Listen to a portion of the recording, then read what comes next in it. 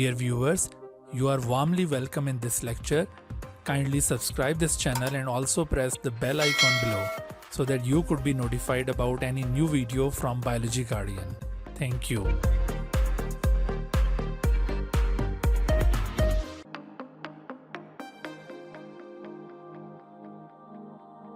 बिस्मिल्लाहिर्रहमानिर्रहीम। अस्सलाम वालेकुम स्टूडेंट्स। आज हमारा फोर्थ लेक्चर है। 3 लेक्चर्स हम कंप्लीट कर चुके हैं। आज हम फोर्थ लेक्चर स्टार्ट करने जा रहे हैं। आज के लेक्चर्स के जो हमारे लर्निंग ऑब्जेक्टिव्स हैं, इंशाल्लाह इस लेक्चर के इख्तिताम तक आप जिन चीज़ों को कवर कर चुके होंगे उनमें यूकैरियोटिक सेल वॉल, उसका स्ट्रक्चर और कंपोजिशन हमने आज डिस्कस करना है। इसके अलावा सेल मेम्ब्रेन, उसका भी स्ट्रक्चर और कंपोजिशन को हम डिस्कस करेंगे। और इसके अलावा transport across the cell membrane. तो आज का जो लेक्चर है वो इसमें ख़ास तौर पे ये जो तीसरा हमारा टॉपिक है, ये यूएचएस के एमडीकैट में कंपैरेटिवली इसकी वेटेज कम होती है, ये या यूँ समझ लें कि इसका थोड़ा सा पोर्शन शामिल होता है, लेकिन नम्स में ये जो टॉपिक है ये काफ़ी डिटेल से डिस्कस किया जाता है और ये आपके ए लेवल्स के साथ भी रिलेटेड है। आपने ए लेवल्स में भी एक चैप्टर पढ़ा हुआ है सेल मेम्ब्रेन एंड ट्रांसपोर्ट, तो ये उससे काफ़ी सारी चीज़ें रिलेटेड होंगी। लेकिन हम साथ साथ जिस तरह एफएससी की बुक्स के अंदर चीज़ें दी हुई हैं तो उसको भी साथ हम रिलेट करते हुए चीज़ों को डिस्कस करेंगे। तो बाकायदा स्टार्ट करते हैं हम। सबसे पहले हमने डिस्कस करना है सेल वॉल। कल मैंने आपको बताया था comparison between plant and animal cell, और उसमें सेल वॉल को हमने एक इम्पॉर्टेंट कंपोनेंट कंसिडर किया था which is found in plant cell but not in animal cell। लेकिन प्लांट सेल के अलावा कुछ दूसरे टाइप के ऑर्गेनिजम्स हैं, उनके सेल के पास भी सेल वॉल प्रेजेंट है। जैसे आपको कल प्रोकैरियोटिक सेल में भी सेल वॉल दिखाई दी थी, और इसके अलावा कुछ और भी ऑर्गेनिजम्स हैं जिनके सेल के पास सेल वॉल मौजूद है, लेकिन उनकी कंपोजिशन डिफर करती है। जैसे plant cell wall mainly composed of cellulose, लेकिन एक और ग्रुप है, ये प्लांट लाइक प्रोटिस्ट होते हैं, इन्हें कहते हैं एल्गी। ठीक है, these are plant like protist. मैंने कल भी ये वर्ड प्रोटिस्ट यूज़ किया था। अभी आने वाले यूनिट्स के अंदर हम इसकी डिटेल में जाएंगे, तो आप याद रखें ये प्रोटिस्टा एक ग्रुप है ऑर्गेनिजम्स का। तो जो प्लांट लाइक प्रोटिस्ट होते हैं ये प्लांट्स के साथ मैच करते हैं, but not, they are not exactly plants. तो ये प्लांट लाइक प्रोटिस्ट हैं, इनको एल्गी कहा जाता है। तो जो एल्गी की सेल वॉल है, अल्गल सेल वॉल, उसमें भी सेलुलोज प्रेजेंट है। अच्छा, फिर इसी तरह से वाटर मोल्ड्स और slime molds, these two are fungi like protist. These two are fungi like protist. ये इस तरह की जो भी बीच में चीज़ें आ रही हैं इनको साथ साथ आप याद करते चले जाएं। आने वाले यूनिट्स के अंदर भी इन चीज़ों का जिक्र आएगा, लेकिन जहाँ पर जिस चीज़ का आपको पता चलता जा रहा है उसको आप अपने माइंड में प्रिजर्व करते जाएँ। तो ये फंजाई लाइक प्रोटिस्ट हैं। असल में जो प्रोटिस्टा ग्रुप है उसके अंदर डिफरेंट टाइप के ऑर्गेनिजम्स होते हैं, कुछ प्लांट लाइक होते हैं, कुछ फंजाई लाइक होते हैं ये प्रोटिस्ट। तो इस तरह से इन दोनों ग्रुप्स के पास सेल वॉल प्रेजेंट है।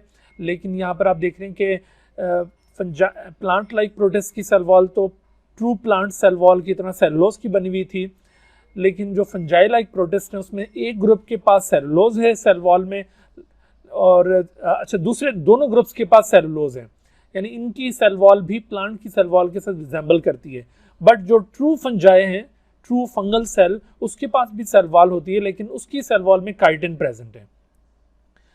अच्छा, इसी तरह से जो प्रोकैरियोट्स हैं उनमें 2 ग्रुप्स हैं प्रोकैरियोट्स के, ये दोनों प्रोकैरियोट्स के ग्रुप्स हैं। तो प्रोकैरियोट्स, इनके पास भी सेल वॉल प्रेजेंट है सेल के पास।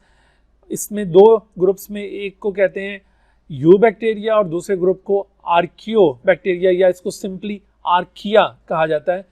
तो ये जो पहले वाला ग्रुप है उसकी सेल वॉल पेप्टिडोग्लाइकन की बनी हुई है, लेकिन दूसरा ग्रुप जिसे आर्कियो बैक्टीरिया ग्रुप या फिर आर्किया कहा जाता है, तो इसकी सेल वॉल में पेप्टिडोग्लाइकन के बजाय प्रोटीन, ग्लाइकोप्रोटीन और पॉलीसेक्राइड्स प्रेजेंट होते हैं।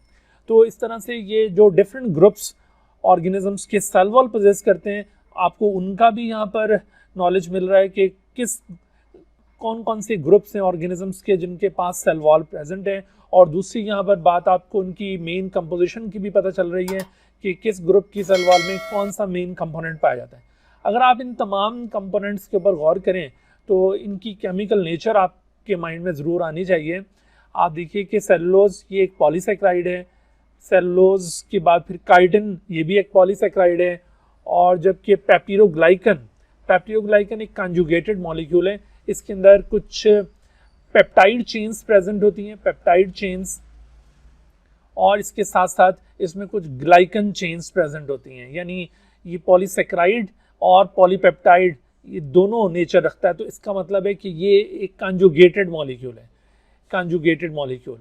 ऐसे मॉलिक्यूल्स जो डिफरेंट कैटेगरी के केमिकल कंपाउंड्स की कॉम्बिनेशन से बने उन्हें कंजुगेटेड मॉलिक्यूल कहते हैं। तो peptidoglycan is a conjugated molecule. अच्छा, फिर देखिए यहाँ पर जो आप कंपोजिशन देख रहे हैं वो प्रोटीन, ग्लाइकोप्रोटीन और पॉलीसेक्राइड। ग्लाइकोप्रोटीन अगेन ये कंजुगेटेड मॉलिक्यूल है।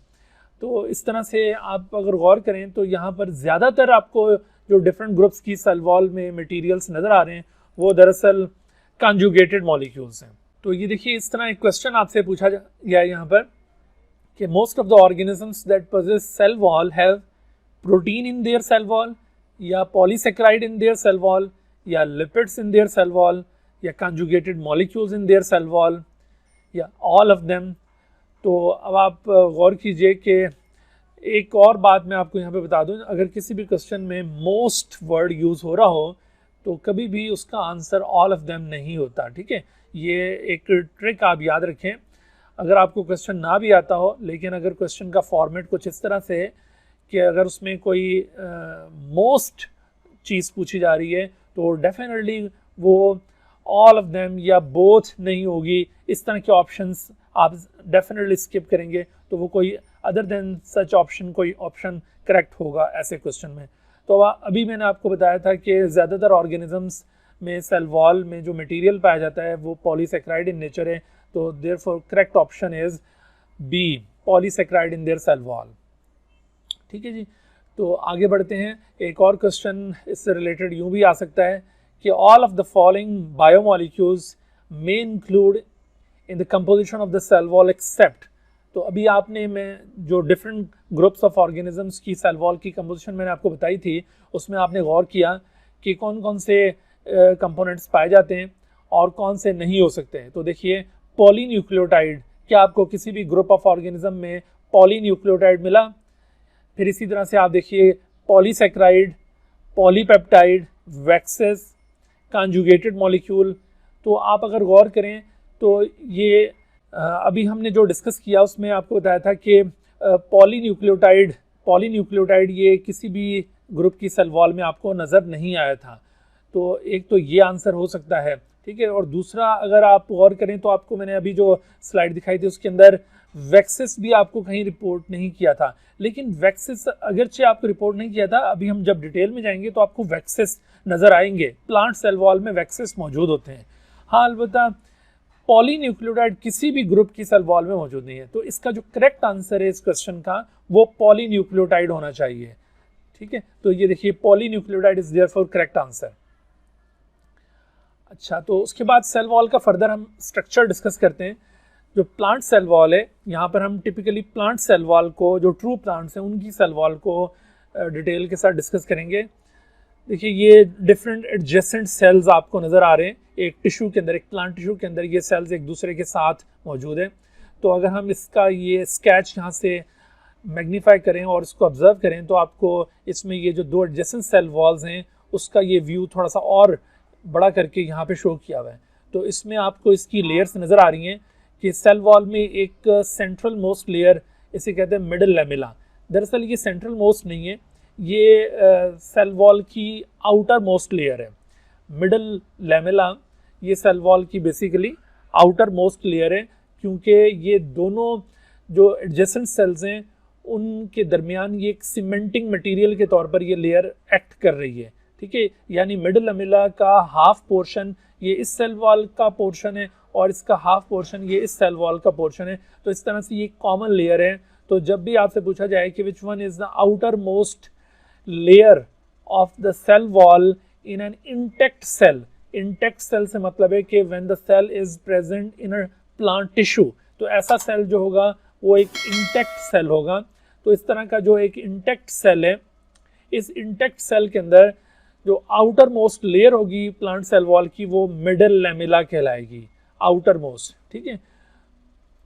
तो इसको आपने आउटर मोस्ट कंसिडर करना है। लेकिन अगर हम, जैसे आपको याद होगा हमने अभी पिछले लेक्चर्स के अंदर एक टेक्निक पढ़ी थी सेल फ्रैक्शनेशन, सेल फ्रैक्शनेशन आपको याद होगा। इस टेक्निक में हमने सेल्स के डिफरेंट कंपोनेंट्स को आइसोलेट किया था। The isolation of different components of cell is called cell fractionation, और उसके दो स्टेप आपको मैंने बताए थे, one of them is called homogenization. जी, तो ये पहला स्टेप होमोजेनाइजेशन और दूसरा फिर सेंट्रीफ्यूगेशन था। अच्छा, तो हमने देखा था कि होमोजेनाइजेशन के बाद जब आप किसी सेलुलर टिश्यू को किसी खास मटेरियल से ट्रीट करते हैं, किसी ऐसे मटेरियल से जो कि उसका सीमेंटिंग सब्सटेंस डिसॉल्व कर दें, तो उसके बाद वो सेल्स एक दूसरे से आइसोलेट हो जाते हैं और एक homogeneous mass of cell prepare हो जाता है, जिसको सेल होमोजिनेट भी कहा जाता है, सेल होमोजिनेट। तो इस तरह से अगर आप किसी सेल होमोजिनेट के अंदर जो एक आइसोलेटेड सेल होगा, इंटैक्ट सेल नहीं, पहले मैंने बात की थी एक इंटैक्ट सेल की, तो अब मैं बात कर रहा हूँ एक आइसोलेटेड सेल की, यानी एक ऐसा सेल जिसको आपने प्लांट टिश्यू से आइसोलेट कर लिया हो। तो ऐसे सेल को, आइसोलेटेड सेल को जब आप ऑब्जर्व करेंगे तो उसमें आउटर मोस्ट लेयर आपको मिडल लैमेला नजर नहीं आएगा। क्यों? क्योंकि ड्यूरिंग सेल फ्रैक्शनेशन दरअसल मिडल लैमेला डिसइंटीग्रेट हो जाता है और इसी वजह से सेल्स एक दूसरे से सेपरेट हो जाते हैं। तो जब मिडल लैमेला डिसइंटीग्रेट हो जाएगा तो एक आइसोलेटेड सेल के अंदर फिर outermost layer middle lamella नहीं कंसिडर की जाएगी। तो outermost layer in that case will be the primary cell wall. तो प्राइमरी सेल वॉल ये आउटर मोस्ट लेयर बन जाएगी in an isolated cell. Otherwise एक इंटैक्ट सेल के अंदर प्राइमरी वॉल की पोजीशन क्या होगी? It is present inner to the middle lamella, middle lamella से अंदर की तरफ ये प्राइमरी वॉल मौजूद है। तो आप देख रहे हैं कि ये रेड कलर में प्राइमरी वॉल आपको इस मिडल लैमेला से इस साइड पर भी नजर आ रही है और इस मिडल लैमेला से इस साइड पर भी नजर आ रही है, क्योंकि मैं आपको इस वक्त ये दो एडजेसेंट सेल्स की सेल वॉल को दिखा रहा हूँ। तो इस वजह से आप देख रहे हैं कि ये इस साइड पर भी मिडल लैमेला की इनर साइड पर प्राइमरी वॉल है और इस साइड पर भी मिडल लैमेला की इनर साइड पर प्राइमरी वॉल मौजूद है। ओके, तो उसके बाद फिर तीसरी जो लेयर है वो है secondary wall, which is present inner to the primary wall. ये हमेशा प्राइमरी वॉल के इनर साइड पर मौजूद होती है और इस सेकेंडरी वॉल के साथ फिर ये सेल मेम्ब्रेन आ जाएगी। आप देख रहे हैं ये जो लेयर है, this layer is called cell membrane. तो ये सेल मेम्ब्रेन के साथ एडजेसेंट प्रेजेंट है। यानी what is the position of secondary wall? It is situated between primary wall and cell membrane. And what is the position of primary wall? It is present between secondary wall and middle lamella. And what is the position of middle lamella? It is present between primary walls of two adjacent cells. तो इस तरह से इनकी position के मुतालिक आपसे ये question पूछे जा सकते हैं। आपने ये केयरफुली इन बातों को याद रखना है। अच्छा, अब आप देखिए which of the following is the outermost layer of the cell wall of an intact plant cell? ये भी मैंने आपसे क्वेश्चन शेयर किया था, तो आप इसका आंसर बिल्कुल इजीली पिक कर सकते हैं। Middle lamella is the outermost layer of an intact cell. लेकिन अगर ये क्वेश्चन में इंटैक्ट की बजाय यहाँ पर एक आइसोलेटेड प्लांट सेल की बात होती तो फिर आप किसको पिक करते हैं? तो आप कहते हैं in an isolated plant cell the outermost layer will be primary wall. अच्छा, इन तीनों लेयर्स में एक और बात भी आपको यहाँ पे याद रखनी है। इन तीनों में से मिडल लैमेला, प्राइमरी वॉल और सेकेंडरी वॉल, इन तीनों लेयर्स में से अगर आपसे पूछा जाए कि which one is true cell wall, तो इन तीनों में से कौन सी ट्रू सेल वॉल है, या which layer is universally present in all plant cells, तो उसमें आपने प्राइमरी वॉल को याद रखना है। ये यूनिवर्सली प्रेजेंट है, जितने भी प्लांट सेल हैं सबके पास प्राइमरी वॉल ज़रूर प्रेजेंट होती है। मिडल लैमेला हो सकता है कुछ सेल्स के पास ना हो, जैसे अभी मैंने आपको दिखाया कि जो आइसोलेटेड सेल्स होंगे उनके पास नहीं होगा, और इसी तरह से कुछ जो लूजली पैक्ड सेल्स होते हैं जिनके दरमियान में कुछ इंटरसेलुलर स्पेसेस प्रेजेंट होती हैं, जैसे आपको लीफ के अंदर जो मीजोफिल सेल्स हैं वो इस तरह से लूजली पैक्ड सेल्स के तौर पर दिखाई देते हैं, तो उनमें भी आपको ये मिडल लैमेला नहीं मिलेगा। तो इस तरह से मिडल लैमेला भी कुछ सेल्स के पास एब्सेंट होता है, और सेकेंडरी वॉल भी specially it is present in sclerenchyma type of cells. ये स्क्लेरेनकाइमा टाइप के सेल्स कौन से होते हैं? स्क्लेरेनकाइमा सेल्स ये बहुत ही रिजिड सेल्स होते हैं, हार्ड सेल्स होते हैं। तो स्क्लेरेनकाइमा टाइप के जो सेल्स होंगे, जो डेड सेल्स हैं, बेसिकली इनको डेड सेल्स भी कहा जाता है। So these dead cells have secondary wall. जितने भी लिविंग प्लांट सेल्स हैं they don't have this secondary wall. तो इस वजह से इन तीनों लेयर में से आपने प्राइमरी वॉल को यूनिवर्सल लेयर भी याद रखना है और इसको आपने ट्रू सेल वॉल भी कंसिडर करना है। अच्छा, आप सेल वॉल की कंपोजिशन देखिए, 3 लेयर्स अभी आपको मैंने बताई थी, मिडिल लैमेला, प्राइमरी वॉल और सेकेंडरी वॉल।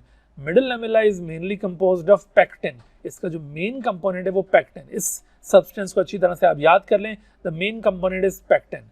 अच्छा, इसके अलावा ये कैल्शियम के कुछ साल्ट्स होते हैं और मैग्नीशियम के साल्ट्स होते हैं, इनको ये भी पेक्टिन के साथ कंजुगेटेड फॉर्म में होते हैं, इनको पैक्टिक एसिड्स कहा जाता है। तो ये पैक्टिक एसिड्स यानी इनको मैग्नीशियम पैक्टेट या कैल्शियम पैक्टेट कहा जाता है, दे आर ऑल्सो प्रेजेंट। और इनकी नेचर क्या है, इनकी केमिकल नेचर है polysaccharide. All these are polysaccharide in nature और जेली लाइक इनकी कंसिस्टेंसी होती है। तो आप ये सब जो फीचर्स हैं इसके की याद रखते चले जाएं।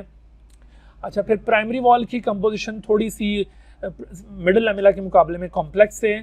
प्राइमरी वॉल की नेचर कैसी है, थिन और फ्लेक्सिबल नेचर है इसकी, ठीक है। मेन कंपोनेंट इसमें सेलुलोज है और सेलुलोज ये क्रिस क्रॉस पैटर्न पर मौजूद होता है। असल में सेलुलोज की चेन्स इस तरह से एक दूसरे के साथ बंडल बनाती हैं, तो several chains of cellulose collectively make a bundle known as microfibril। और ये जो माइक्रोफिब्रिल्स होते हैं ये फिर इस तरह से क्रिस क्रॉस पैटर्न में अरेंज होते हैं, यानी ये एक शीट इनकी इन माइक्रोफिब्रिल्स की इस डायरेक्शन में है, तो इसके ऊपर एक और शीट इन माइक्रोफिब्रिल्स की इसके बिल्कुल परपेंडिकुलर मौजूद होगी और यूं आप देख रहे हैं कि इसके अपोजिट डायरेक्शन में ये मौजूद होंगे। तो इस तरह से ये जो अरेंजमेंट बन रही है इसको कहते हैं क्रिस क्रॉस अरेंजमेंट। तो ये क्रिस क्रॉस अरेंजमेंट में आपको सेलुलोज माइक्रोफिब्रिल्स मिलेंगे। दोबारा याद रखने, माइक्रोफिब्रिल क्या है, these are the bundles of cellulose chains. Cellulose एक पॉलीसेक्राइड है, ये ग्लूकोज मॉलिक्यूल्स की चेन होती है सेलुलोज मॉलिक्यूल, और फिर बहुत सारे सेलुलोज चेन्स आपस में मिलकर ये एक माइक्रोफिब्रिल फॉर्म करते हैं। तो माइक्रोफिब्रिल्स इस तरह से शीट फॉर्म करेंगे एक अलाइनमेंट में और उसके ऊपर एक और शीट, उसमें माइक्रोफिब्रिल्स की जो अलाइनमेंट है वो अपोजिट डायरेक्शन में होगी और इस तरह की जो अरेंजमेंट है उसे कहते हैं क्रिस क्रॉस अरेंजमेंट। और इस क्रिस क्रॉस अरेंजमेंट में जो स्पेसेस हैं they are filled by pectin and hemicellulose. These are two other polysaccharide materials, they are also present in the primary wall. और ये जितनी स्पेसेस हैं इस क्रिस क्रॉस अरेंजमेंट की, they are filled by these additional substances. So ये composition थी primary wall की। फिर इसी तरह से आप देखिए सेकेंडरी वॉल। सेकेंडरी वॉल में भी जो मेन कंपोनेंट है वो एज यूजुअल सेलुलोज है, क्योंकि प्लांट सेल वॉल का मेन कंपोनेंट हमेशा सेलुलोज ही होता है। और यहाँ पर सेलुलोज बहुत ज़्यादा थिकेंड वॉल फॉर्म करता है, ठीक है। इसकी नेचर कैसी होगी, इसकी नेचर है हाईली थिक एंड रिजिड, ठीक है। Secondary wall is highly thick and rigid क्योंकि इसमें ये जो सेलुलोज माइक्रोफिब्रिल्स हैं इसकी सेवरल शीट्स एक दूसरे के ऊपर प्लेस होकर highly thick cell wall form करती हैं। और इसके अलावा जो इन सेलुलोज माइक्रोफिब्रिल्स के दरमियान स्पेसेस हैं they are filled by hemicelluloses lignin. Lignin is very hard macromolecule, ठीक है। ये एक मैक्रोमोलिक्यूल है और बहुत ही हार्ड इन नेचर है। तो इस मैक्रोमोलिक्यूल को भी आपने ख़ास तौर पर याद रखना है, क्योंकि अक्सर ये बात पूछी जाती है कि the rigidness of the secondary cell wall is because of which material. तो आपने लिग्निन को इसमें पॉइंट आउट करना है। तो लिग्निन की वजह से इसकी जो हार्डनेस है वो डिपेंड कर रही है। अच्छा, और इसके साथ साथ आप देखें इनऑर्गेनिक साल्ट्स भी यहाँ पर प्रेजेंट हैं और वैक्सेस भी यहाँ मौजूद हैं। तो आप देख रहे हैं कि ये लिग्निन को यहाँ पे पॉइंट आउट कर दिया गया है कि lignin is basically responsible for the rigidness of the secondary wall. तो सेकेंडरी वॉल आपको ये भी याद रहा कि ये तमाम सेल के पास नहीं होगी, सिर्फ जो डेड सेल्स हैं उनके पास सेकेंडरी वॉल प्रेजेंट होती है। अगर इसको हम फर्दर माइक्रोस्कोपिकली ऑब्जर्व करें तो इसके अंदर आपको ना पोर्स नज़र आएंगे। आप देख रहे हैं ये एडजेसेंट सेल्स यहाँ पे दिखाएंगे, एक सेल और ये दूसरा सेल, तो इनके दरमियान में जो सेल वॉल उसमें पोर्स नज़र आ रहे हैं। These pores are called pits. और इन पिट्स के थ्रू एक सेल का साइटोप्लाज्म दूसरे सेल के साइटोप्लाज्म के साथ यूं कम्युनिकेट कर रहा है। आप देख रहे हैं साइटोप्लाज्मिक ब्रिज, ये दोनों साइटोप्लाज्म्स को आपस में कनेक्ट कर रहा है। तो ये जो साइटोप्लाज्मिक ब्रिज दोनों साइटोप्लाज्म्स को आपस में कनेक्ट कर रहा है, इसको कहते हैं प्लाज्मोडेस्मेटा। सिंगुलर वर्ड है प्लाज्मोडेस्मा, तो ये TA भी इसके साथ अटैच हो जाएगा, तो ये बन जाएगा प्लूरल वर्ड प्लाज्मोडेस्मेटा। तो इस तरह से ये जो प्लाज्मोडेस्मेटा, इनके जरिए फ्रीक्वेंटली चीज़ें यहाँ से वहाँ मूव कर रही होती हैं, यानी क्रॉस सेल चीज़ें इजीली मूव कर रही हैं।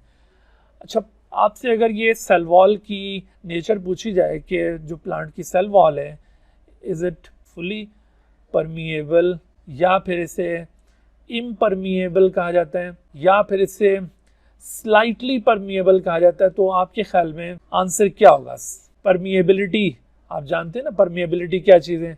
परमिएबिलिटी वो कैपेसिटी है जिसमें कोई शीट मटेरियल को अलाउ करती है, ठीक है। The capacity of a screen to allow the movement of material from one side to another. कोई भी स्क्रीन, कोई भी शीट अगर कुछ मटेरियल को अलाउ कर रही है तो ये प्रॉपर्टी उसकी परमिएबिलिटी कहलाएगी। अगर वो हर चीज़ को अलाउ करती हो तो उसे फुली परमिएबल कहा जाता है। अगर वो किसी चीज़ को अलाउ ना करे, यानी उसमें ये प्रॉपर्टी प्रेजेंट ना हो, तो उसे इम्परमिएबल कहा जाता है।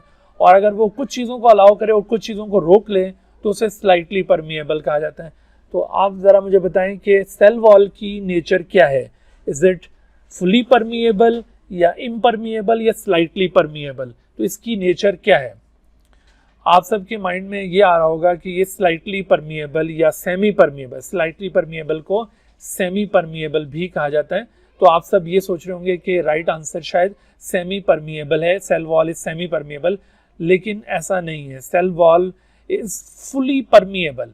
सेल वॉल, देखिए, सेमी परमिएबल का कॉन्सेप्ट ये होता है, सेमी परमिएबल हम उस मेम्ब्रेन को या उस स्क्रीन को कहते हैं जिसमें से डिजॉल्व सब्सटेंसेस में से कुछ मूव कर जाएं और कुछ मूव ना करें। मिसाल के तौर पर आप देखिए कि जैसे ये जो सीव जिससे आप ये चाय छानते हैं, या फिर इसी तरह से आपने एक नेट देखा होगा, ये जो दरवाज़ों में या खिड़कियों में लगा हुआ होता है, तो आप इस तरह का नेट या फिर ये जो सीव जिससे चाय छानते हैं, इसके ऊपर अगर आप गौर करें कि इसकी नेचर क्या है, ये परमिएबल है या सेमी परमिएबल है, तो आपको लग रहा होगा कि ये भी शायद सेमी परमिएबल है, लेकिन ऐसा नहीं है, ये भी फुली परमिएबल है। वो कैसे? देखिए, जब हम किसी सीव से चाय को छानते हैं तो क्या ऐसा होता है कि चाय के अंदर जो उसका जो पत्ती के क्रिस्टल्स हैं, उसका जो रंग उसमें डिज़ोल्व हो चुका होता है, तो जब चाय को आप उसमें से सीव में से छानते हैं तो क्या वो सीव में से छनने के बाद चाय का वो जो कलर है वो क्या डिसअपीयर हो जाता है? चाय नीचे बिल्कुल प्योर वाइट कलर का दूध निकल रहा होता है? ऐसा तो नहीं है।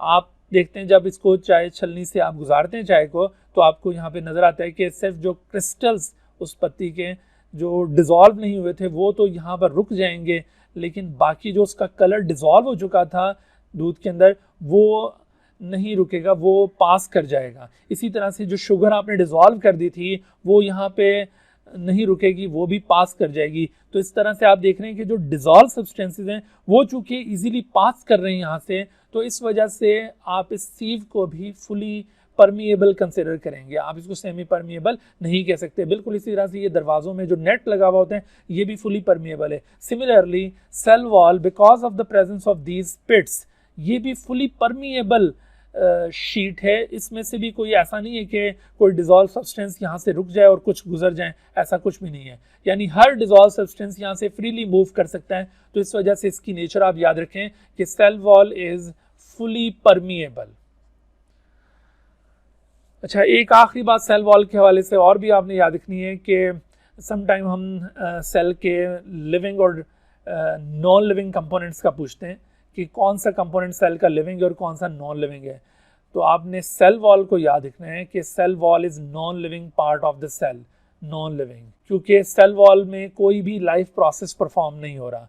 अदरवाइज सेल वॉल के अलावा जितने भी इनर कंटेंट्स हैं किसी प्लांट सेल के, इंक्लूडिंग सेल मेम्ब्रेन, साइटोप्लाज्म और जितने भी ऑर्गेनल्स हैं, all of them are suppose to be living. उन सबको लिविंग कंपोनेंट्स कहा जाता है और लिविंग कंपोनेंट्स के लिए टर्म प्रोटोप्लाज्म भी यूज़ की जाती है। यानी बाकी का जो पोर्शन है वो सारा प्रोटोप्लाज्म है। प्रोटोप्लाज्म के लिए टर्म प्रोटोप्लास्ट भी यूज करते हैं। प्लांट के केस में इसे प्रोटोप्लास्ट भी कहा जाता है। In case of plant the protoplasm is also known as protoplast. जैसे समटाइम ये क्वेश्चन पूछा जाता है कि a plant cell without its cell wall is known as protoplast. तो ये प्रोटोप्लास्ट या protoplasm is living matter of the cell, where cell wall is the non living. अच्छा, याद रहे कि सेल वॉल को नॉन लिविंग लिखा जाएगा, सेल वॉल को डेड नहीं लिखा जाएगा, क्योंकि डेड और नॉन लिविंग वर्ड दोनों में फ़र्क है। वो क्या फ़र्क है? डेड असल में उस चीज़ को कहा जाता है जिसमें पहले कभी लाइफ रही हो और जब लाइफ ख़त्म हो जाए तो वो डेड हो जाती है, जबकि सेल वॉल स्टार्ट से ही वो नॉन लिविंग है, वो कभी भी लिविंग नहीं रही। ठीक है, जैसे मिसाल के तौर पर एक प्लास्टिक का बना हुआ पेन, आप उसको क्या कहेंगे? नॉन लिविंग कहेंगे या डेड? तो उसको डेफिनेटली आप नॉन लिविंग कहेंगे, क्योंकि प्लास्टिक एक नॉन लिविंग मटेरियल है। लेकिन इसके मुकाबले में आप कोई भी वुडन कोई स्टिक है, कोई वुडन चेयर है, तो आप उसे क्या कहेंगे? तो उसे आप डेड कहेंगे, क्योंकि वो चूँकि वुड का बना हुआ है वो कंपोनेंट, और वुड किसी ज़माने में वो किसी ट्री का पार्ट होगा, तो इस वजह से ट्री कभी अलाइव रहे होंगे, तो इस वजह से अब वो वुड चूँकि ट्री से ड्राइव कर लिया गया तो वुड अब डेड हो गया। तो इस तरह से ये लकड़ी की बनी हुई चीज़ें, उनको आप डेड कह सकते हैं, उन्हें नॉन लिविंग नहीं कहेंगे। हाँ, अलबत्ता जो सिंथेटिक मटेरियल्स हैं जैसे प्लास्टिक वगैरह, वो नॉन लिविंग होते हैं। तो cell wall is also non living, this is not dead. तो ये केयरफुल रहिएगा, यहाँ पर वर्डिंग की वजह से समटाइम मिस्टेक्स हो जाती हैं। अच्छा, सेल वॉल के बाद अब जो नेक्स्ट हमारा टॉपिक है वो है सेल मेम्ब्रेन एंड ट्रांसपोर्ट। अच्छा बच्चों, cell membrane also known as plasma membrane, this is also known as plasma membrane. Cell membrane या प्लाज्मा मेम्ब्रेन ये एक ऐसा कंपोनेंट है सेल का which is found in all living cells। जितने भी लिविंग सेल्स हैं सबके पास आपको ये प्लाज्मा मेम्ब्रेन या सेल मेम्ब्रेन ज़रूर मिलेगी। इवन जो प्रोकैरियोट्स उनके पास भी ये सेल मेम्ब्रेन है। सो सेल मेम्ब्रेन या plasma membrane is universal structure, इसको आप यूनिवर्सल स्ट्रक्चर कंसिडर करेंगे। सेल मेम्ब्रेन की अगर केमिकल कंपोजिशन देखी जाए तो बेसिकली ये लिपोप्रोटीन इन नेचर है, क्योंकि मेन कंपोनेंट्स में लिपिड्स और प्रोटीन है। 60 to 80% इसमें प्रोटीन है, और जबकि इसमें 20 to 40% के करीब लिपिड्स प्रेजेंट हैं। अगरचे कुछ थोड़ी सी स्मॉल क्वांटिटी फ्रैक्शंस की फॉर्म में कार्बोहाइड्रेट्स भी यहाँ पर प्रेजेंट होते हैं।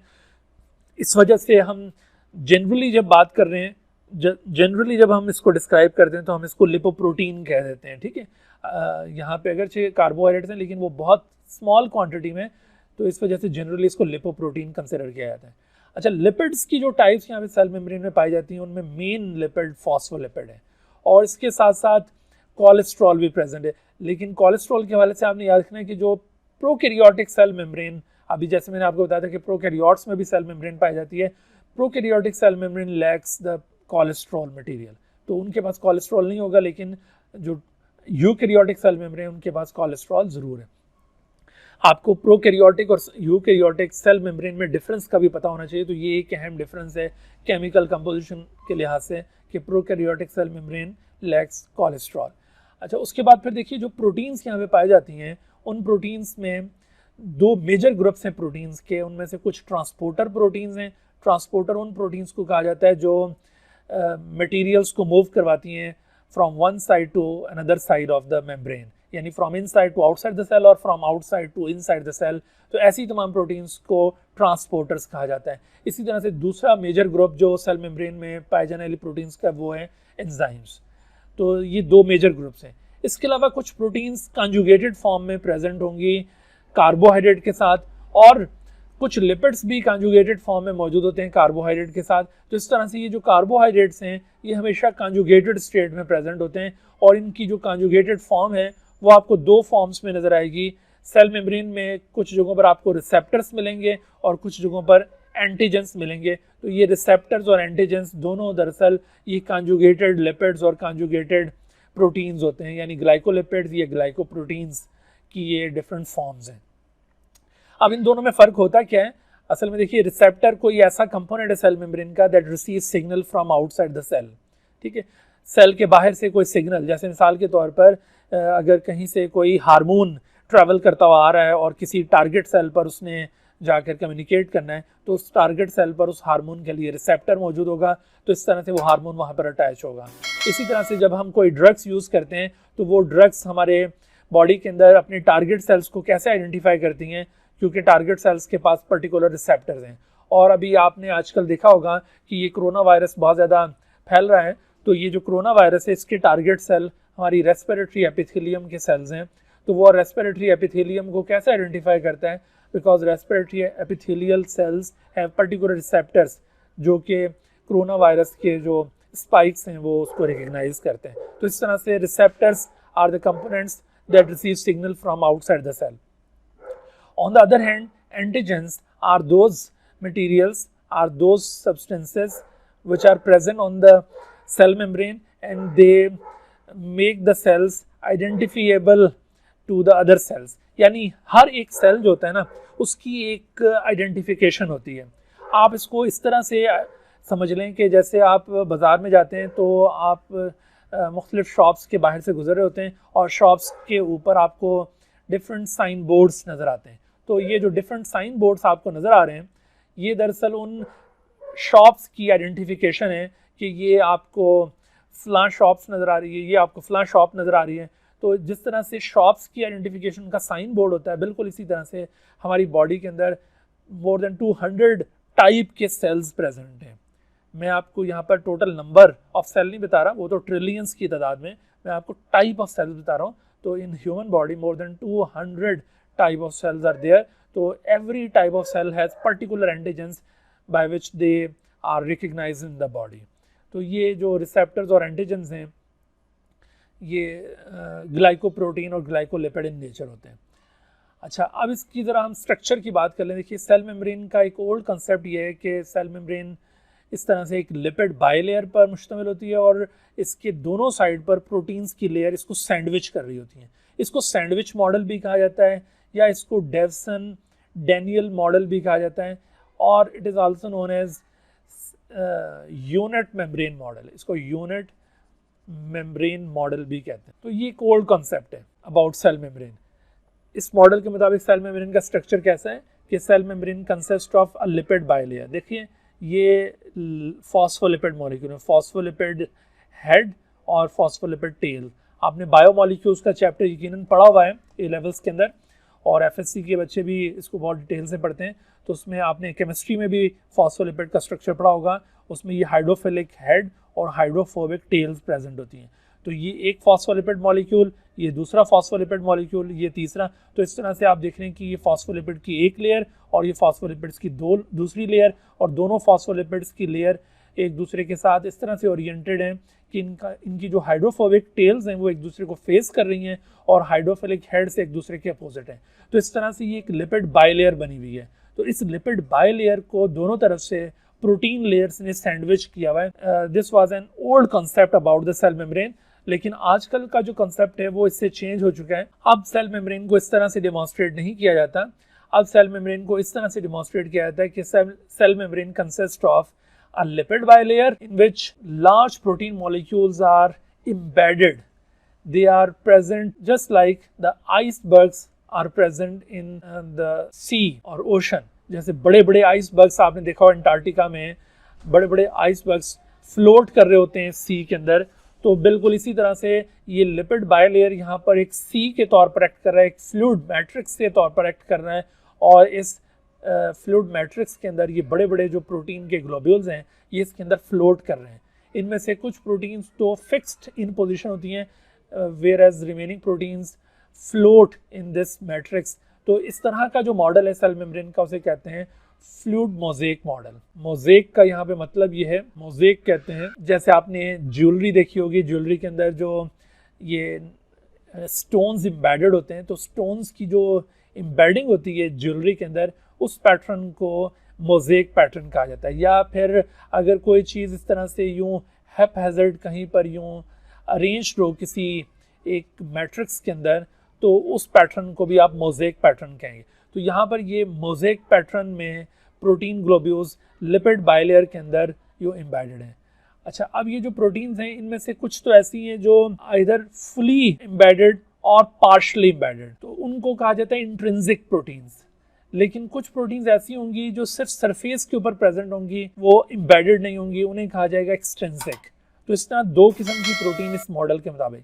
लेकिन आप अगर इस मॉडल को कंपेयर करें इसके साथ, तो यहाँ पर जितनी भी प्रोटीन्स हैं ये सारी ग्लोब्यूलर प्रोटीन, ये सारी एक्सट्रिंसिक हैं, जबकि इस मॉडल में आपको एक्सट्रिंसिक प्रोटीन्स कम नजर आएंगी, आपको इंट्रिंसिक प्रोटीन ज्यादा मिलेंगी। इंट्रिंसिक कौन सी प्रोटीन्स को कहा जा रहा है? इंट्रिंसिक वो प्रोटीन्स हैं which are either partially embedded और कंप्लीटली एम्बेडेड। तो ऐसी प्रोटीन्स इंट्रिंसिक प्रोटीन्स कहलाती हैं। अच्छा, इसके अलावा आप अगर दोनों मॉडल्स को कंपेयर करें तो इसमें आपको फर्दर डिफरेंस ये नज़र आ रहा है कि इस मॉडल में आपको कार्बोहाइड्रेट्स की ओरिएंटेशन के बारे में और कोलेस्ट्रॉल की ओरिएंटेशन के बारे में कोई इन्फॉर्मेशन नहीं मिलती। यहाँ पर आपको कोलेस्ट्रॉल की पोजीशन के बारे में भी नहीं पता चल रहा, और जो कॉन्जुगेटेड मॉलिक्यूल्स हैं यानी कार्बोहाइड्रेट्स, उनकी ओरिएंटेशन भी यहाँ पे पता नहीं चल रही। लेकिन यहाँ पर आपको ये कोलेस्ट्रॉल फॉस्फोलिपिड मॉलिक्यूल्स के दरमियान में आपको ये येलो कलर में ये नज़र आ रहे हैं, ठीक है। इसके अलावा आपको ये जो कार्बोहाइड्रेट्स की चेन्स थी ये लिपिड के साथ कॉन्जुगेटेड फॉर्म में और प्रोटीन्स के साथ कॉन्जुगेटेड फॉर्म में ये नज़र आ रही हैं।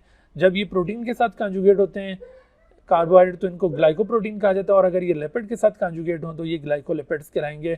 और यही वो ग्लाइकोलिपिड्स और ग्लाइकोप्रोटीन्स हैं that act as either receptor और एंटीजेंस। अच्छा, इसके अलावा आपको एक और डिफरेंस यहाँ पे नजर आ रहा है कि फ्लूइड मोज़ेक मॉडल ये एक और कैरेक्टरिस्टिक शो कर रहा है कि जो फ्लूइड मोज़ेक मॉडल की इनर साइड है यानी टुवर्ड्स साइटोप्लाज्म, वहाँ पर ये साइटोस्केलेटल फाइबर्स भी इसके साथ अटैच्ड होते हैं, लेकिन यहाँ पर आपको साइटोस्केलेटल फाइबर्स की कोई अटैचमेंट यहाँ पर नज़र नहीं आ रही।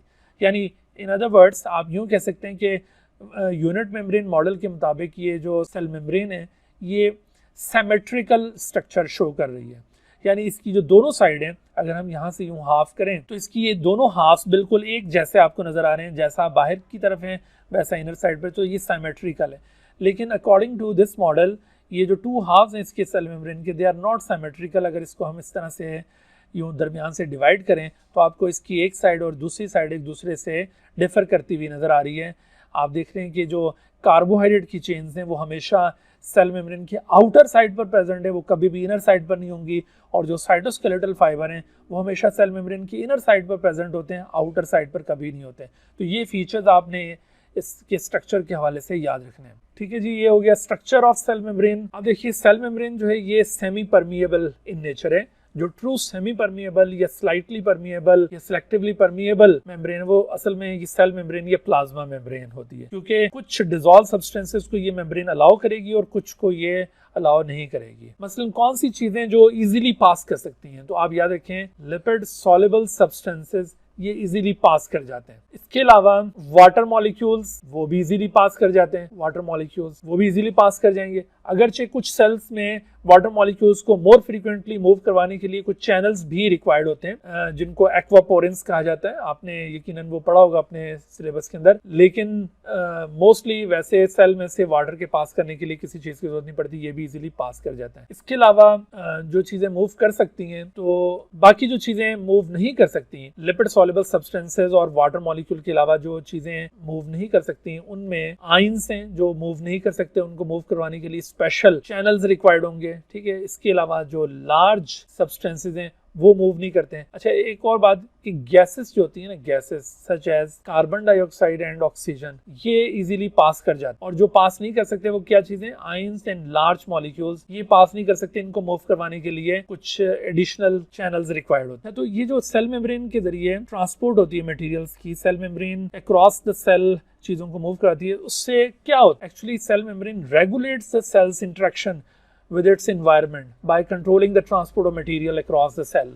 क्योंकि अगर ये चीज़ें कंट्रोल नहीं हो तो सेल का इंटरेक्शन अफेक्ट हो जाएगा, सेल अपने इन्वायरमेंट के साथ प्रॉपरली इंटरेक्ट नहीं कर सकेगा। तो इस इंटरेक्शन को सूटेबल रखने के लिए सेल मेम्ब्रेन को ये मटेरियल की मूवमेंट कंट्रोल करनी होती है। अब ये जो transport across the plasma membrane हो रही है किस फॉर्म में हो रही है, यानी किस किस तरह से ये हो रही है, तो आप देखें जैसे कोई सेल कोई न्यूट्रिएंट ऑब्टेन करता है तो न्यूट्रिएंट ऑब्टेन करने के लिए मटेरियल बाहर से अंदर आएंगे और प्लाज्मा मेम्ब्रेन उसको कंट्रोल करेगी। इसी तरह से किसी सेल से कोई वेस्ट सब्सटेंसेस एक्सक्रीट होते हैं तो उसके लिए उनको बाहर निकाला जाएगा तो प्लाज्मा मेम्ब्रेन इस एक्सक्रीशन को कंट्रोल करेगी। सिमिलरली कुछ सेल्स से कुछ यूजफुल मटेरियल्स की सिक्रीशन हो रही होती है, जैसे हार्मोन सेल से सिक्रीट होते हैं, डाइजेस्टिव एंजाइम सेल से सिक्रीट होते हैं, तो इस तरह से ये यूजफुल मटेरियल्स की सिक्रीशन ये भी प्लाज्मा मेम्ब्रेन के जरिए कंट्रोल हो रही है। और इसी तरह से आयनिक ग्रेडियंट जनरेट करने के लिए, जैसे जब इम्पल्स कंडक्शन होती है, आपने इम्पल्स फिजियोलॉजी पढ़ी होगी, तो उसमें आपको याद होगा कि सोडियम और पोटेशियम आयंस की मूवमेंट होती है क्रॉस द सेल मेम्ब्रेन, उससे फिर वो इलेक्ट्रिकल पोटेंशियल स्टैब्लिश होता है और इम्पल्स फ्लो करती हैं। तो उस आयनिक ग्रेडियंट को स्टैब्लिश करने के लिए ये प्लाज्मा मेम्ब्रेन इन्वॉल्व हो रही है। और इसके अलावा सेल्स के अंदर पीएच को, सूटेबल पीएच को, आयनिक कंसंट्रेशन को मेंटेन करने के लिए सेल मेम्ब्रेन को कभी एच आयंस को मूव करवाना पड़ता है या किसी और आयन को मूव करवाना पड़ता है। तो ये डिफरेंट पर्पसेस हैं जिसके लिए सेल डिफरेंट मटेरियल्स को मूव करवाती है। तो इस तरह से सेल मेम्ब्रेन सेल का इंटरेक्शन अपनी इन्वायरमेंट के साथ कंट्रोल कर रही है। अच्छा, अब बात करते हैं कि सेल मेम्ब्रेन के ज़रिए ट्रांसपोर्ट कंट्रोल तो हो रही है, लेकिन जो मटेरियल मूव कर रहे हैं सेल मेम्ब्रेन के थ्रू, वो कौन कौन से प्रोसेसेस के थ्रू मूव करते हैं। There are several transport processes by which materials are moved. जी, कुछ क्वेश्चंस पूछे गए हैं। हाँ जी, ये फातिमा बेटी ने बहुत ही ज़बरदस्त क्वेश्चन पूछा है। बिल्कुल, मुझे खुशी हुई है कि आप अब बुक्स को पढ़ना शुरू हो गए, और इसी तरह से आप अगर अपनी प्रिपरेशन जारी रखेंगे तो बहुत अच्छा स्कोर कर सकेंगे। इस बच्चे ने पूछा है कि पंजाब टेक्स्ट बुक बोर्ड में जो रेजोल्यूशन नेकेड आई की बताई हुई है वो 1 मिलीमीटर बताई हुई है, और जो मैंने आपको बताई थी वो 0.1 मिलीमीटर है। बिल्कुल ठीक बात है बेटा, ये जो पंजाब टेक्स्ट बुक बोर्ड में ये 1 मिलीमीटर, एक्चुअली ये मिस्टेक है। आप वैसे इसको फर्दर सर्च भी कर सकते हैं। तो एक्चुअली 0.1 मिलीमीटर ये एक्चुअल रेजोल्यूशन है नेकेड आई की। कल मैंने आपको वो आपकी ए लेवल की बुक से भी वो एक डायग्राम शो की थी कि नेकेड आई से कौन कौन से जो सब्सटेंसेस हैं वो विजिबल होते हैं, और उनका साइज रेंज भी आपको बताया था। तो उस लिहाज से भी वो 0.1 यानी 100 माइक्रोमीटर का मतलब ही 0.1 मिलीमीटर होता है ना, तो वो 1 मिलीमीटर नहीं होगा। 1 मिलीमीटर का तो मतलब है 1000 माइक्रोमीटर। तो इस लिहाज से जो करेक्ट यहाँ पर बनता है वो है 0.1 मिलीमीटर। अब सवाल ये पैदा होता है कि आप क्या करेंगे। अब एग्ज़ाम में अगर ये क्वेश्चन आता है तो आप क्या पिक करेंगे। देखिए, पंजाब का जो टेस्ट होगा UHS ने कंडक्ट करना है, तो उसमें अगर ऐसा क्वेश्चन आ जाता है तो आप पंजाब वाली जो फिगर है उसको पिक कर लें, या इवन अगर आपने वो दूसरी जो फिगर मैंने आपको बताई वो पिक कर भी लें तो उसका नुकसान नहीं होगा। उसकी वजह मैं आपको बताता हूँ। देखिए, पहली बात तो ये है कि जब भी इस तरह के कोई टेस्ट होते हैं ना, उसमें ऐसा कोई कंट्रोवर्शियल क्वेश्चन आता नहीं है। और अगर इन केस कभी कंट्रोवर्शियल क्वेश्चन आ जाए ना, जिसके दो आंसर्स पॉसिबल हों, या कोई दो बुक्स में दो डिफरेंट आंसर उसके मौजूद हों, तो ऐसी सूरत में उसकी जो आंसर की होती है उसमें लाजमी ये गुंजाइश रखी जाती है कि अगर किसी बच्चे ने ये आंसर पिक किया होगा तो उसको भी वो कंसिडर किया जाएगा, अगर दूसरा आंसर पिक किया तो उसको भी कंसिडर किया जाएगा।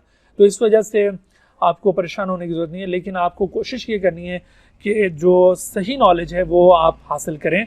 जो मिस्टेक्स हैं बुक के अंदर उसको ज़रूर आप साथ साथ आइडेंटिफाई करते जाएं, ठीक है। तो ये एक्चुअल जो रेजोल्यूशन है वो दरअसल 0.1 मिलीमीटर है, ठीक है। तो इसको आप याद रखिए।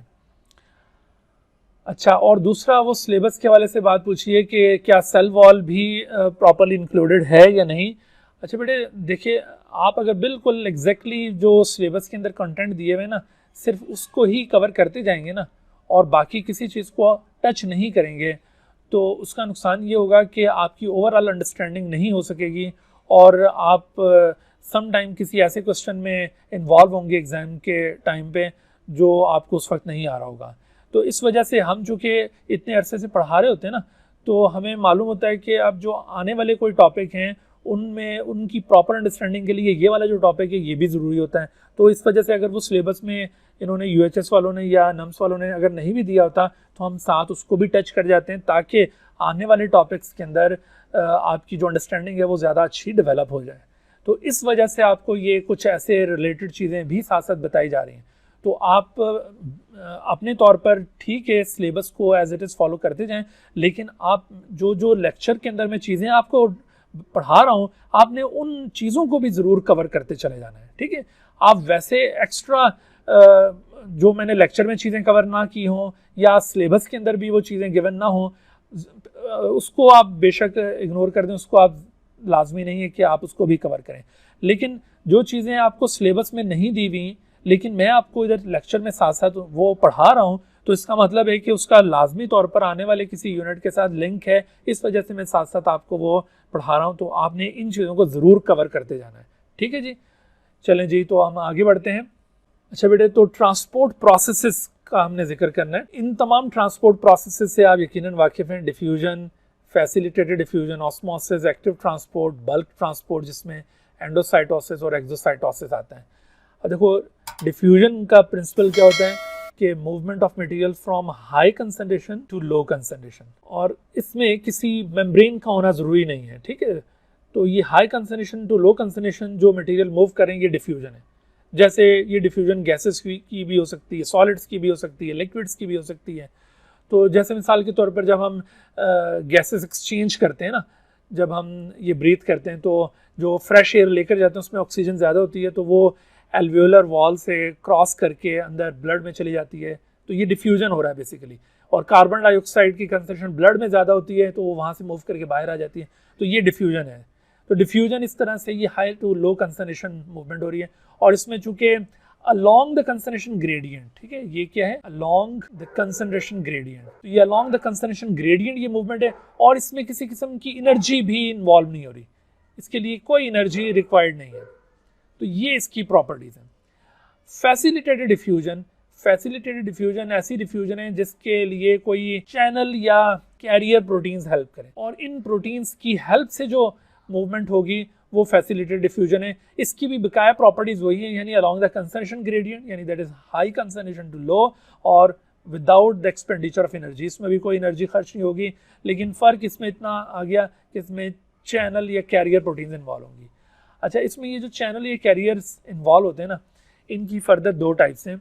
उनमें से एक टाइप है गेट्स और दूसरी टाइप को कहते हैं पंप्स। अब ये गेट्स और पंप्स में क्या फ़र्क है? अच्छा, पहले देखिए कैरियर्स में और चैनल्स में क्या फ़र्क है। जो कैरियर प्रोटीन्स होती हैं वो कैरी करती हैं, यानी वो प्रोटीन्स जैसे सेल मेम्ब्रेन के अंदर, ये सेल मेम्ब्रेन, इसके अंदर ये प्रोटीन मौजूद है, ये एक तरफ से मटेरियल को अटैच करेगी और उसके बाद ये 180 डिग्री के एंगल के ऊपर ये रोटेट कर जाएगी और इस तरह से ये मटेरियल अंदर की तरफ रिलीज़ हो जाएगा, और ये अंदर से इसको अटैच करेंगी और ये फिर 180 डिग्री के ऊपर ये रोटेट करके उसको दूसरी तरफ रिलीज़ कर देंगी। तो इस तरह से जो प्रोटीन अपने साथ अटैच करके मूव करवाए वो कैरियर प्रोटीन है। चैनल जो होगा ना, वो इस तरह से एक टनल फॉर्म कर रहा होता है, इसके दरमियान में यूँ एक टनल बनी हुई होती है और उस टनल से ये मटेरियल को मूव करवाता है। अब इसमें दो तरह के चैनल आगे, गेटेड चैनल और पंपिंग चैनल। तो जो इसमें गेटेड चैनल्स हैं, गेटेड चैनल्स वो तो फैसिलिटेटेड डिफ्यूजन में इन्वॉल्व होते हैं। अलबत्ता जो पंपिंग चैनल्स हैं they are involve in active transport, वो फैसिलिटेटेड डिफ्यूजन में इन्वॉल्व नहीं होते, क्योंकि पंप्स ऐसे चैनल्स को कहते हैं जो low concentration to high concentration move करवाएं, और ऐसी मूवमेंट के लिए एनर्जी भी रिक्वायर्ड होती है। तो इस तरह से ये जो पंपिंग चैनल्स हैं वो दरअसल एक्टिव ट्रांसपोर्ट में इन्वॉल्व होंगे, वो फैसिलिटेटेड डिफ्यूजन में इन्वॉल्व नहीं होंगे। फैसिलिटेटेड डिफ्यूजन में या तो कैरियर प्रोटीन्स इन्वॉल्व होंगे या गेटेड चैनल्स इन्वॉल्व होंगे। जैसे आपने सोडियम पोटेशियम गेट्स पढ़े होंगे नर्व इम्पल्स फिजियोलॉजी में, तो वो फैसिलिटेटेड डिफ्यूजन है। अच्छा, ऑस्मोसिस एक specific movement which demonstrates the movement of only water molecule from high concentration to low concentration through semi permeable membrane. ठीक है, इसमें हाई टू लो और इसमें सेमी परमिएबल मेम्ब्रेन भी इन्वॉल्व हो रही है। उसके बाद फिर ये बल्क ट्रांसपोर्ट, तो बल्क ट्रांसपोर्ट में भी एनर्जी रिक्वायर्ड होती है। इसमें सेल मेम्ब्रेन किसी मटेरियल को बल्क क्वांटिटी में मूव करवाती है। देखिए सेल मेम्ब्रेन ये इस तरह से किसी मटेरियल को बाहर से ये एनगल्फ कर लेगी और वो मटेरियल यहाँ से एंटर होने के बाद ये दाखिल हो जाएगा साइटोप्लाज्म के अंदर और एक वेसिकल फॉर्म हो जाता है। ठीक है, तो इस तरह से ये बल्क ट्रांसपोर्ट कहलाएगी। तो अगर ये बाहर से कोई चीज़ सेल मेम्ब्रेन की तरफ अंदर दाखिल हो रही है तो इसे एंडोसाइटोसिस कहा जाएगा, और अगर अंदर से बाहर की तरफ कोई चीज़ रिलीज हो रही है तो इसे एक्सोसाइटोसिस कहते हैं। जब भी चीज़ें बाहर से मूव करती हैं तो वो सॉलिड या लिक्विड दोनों स्टेट में हो सकती हैं। सॉलिड का जो एंडोसाइटोसिस है फैगोसाइटोसिस कहेंगे, और लिक्विड्स के लिए पिनोसाइटोसिस टर्म यूज़ करेंगे। लेकिन एक्सोसाइटोसिस हमेशा लिक्विड फॉर्म में ही होता है, इसमें ये कोई इस तरह से डिवीजन नहीं है। अच्छा, यहाँ पर आखिरी एक बात मैं आपको शेयर करना चाहता हूँ।